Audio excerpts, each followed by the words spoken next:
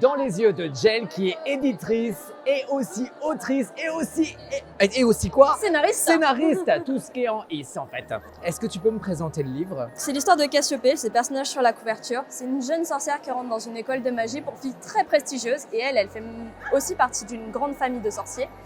Et en fait, il se trouve que dès la rentrée, on va se rendre compte que c'est une vraie tanche à l'école. Elle fait exploser de l'eau, elle comprend rien au cours, elle a grandi son chat.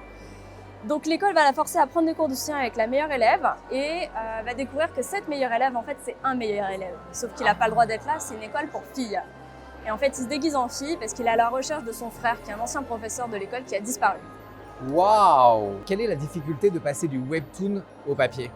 En fait, le webtoon, comme c'est un format qui est très linéaire, il faut adapter les planches, il faut les redécouper, il faut les réadapter pour que le livre soit lisible. Parce qu'on ne peut pas s'amuser à sortir un livre en bande, parce qu'à la base, c'est un format qui se scrolle.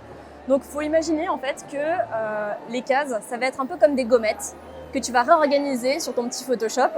Et ensuite, il faut que la page elle soit bien lisible, qu'elle soit jolie. Il faut savoir que j'auto-édite depuis que j'ai 17 ans, donc sachant que là, j'en ai 28.